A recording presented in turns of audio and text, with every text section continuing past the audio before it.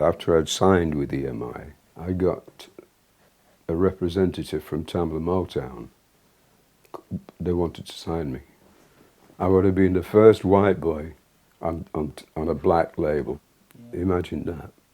And some of my favourite singers, Marvin Gaye, Sammy, Tammy Terrell.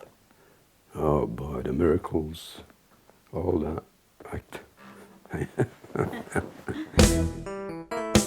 Who is the coolest guy? That is what I am.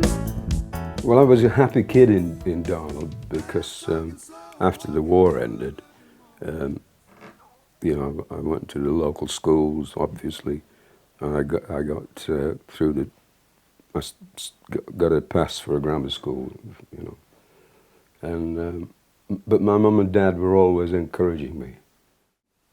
I used to go in this shop in town, Wilson Peck's, which doesn't exist anymore. I could go around there and I could go in a cubicle and ask them to play such and such a record. So I'm in the booth and they would play me whatever I asked for, And then I'd go into the next section where they had the guitars, and I used to pick them up and play, because nowadays it's very difficult in some shops to just take a guitar off the wall. But then I could do anything. I've done the Royal Albert Hall a few times.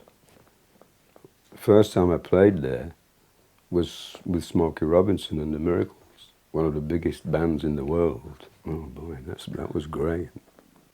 In the 60s, a couple of bands that went to visit Elvis, and apparently, I don't know this absolutely firsthand, but apparently he was asking about me, what I was doing.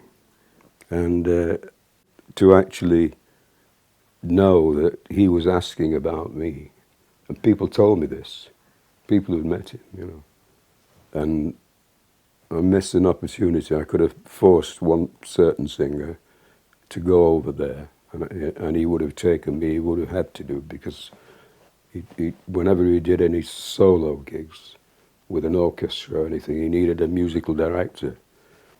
And I know what would have happened.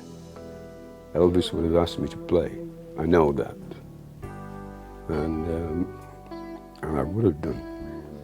And when he reformed his band, an opportunity.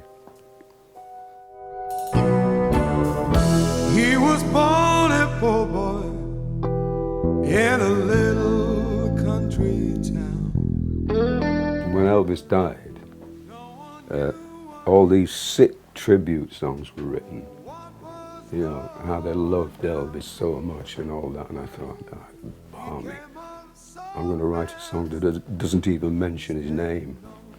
And so I called the song Tupelo, because that's where he was born and lived until he went to Memphis. And to me, it's one of the best songs I've written. Did it on an album a few years ago. And as I say, it's one of the best songs I've written. Tupelo.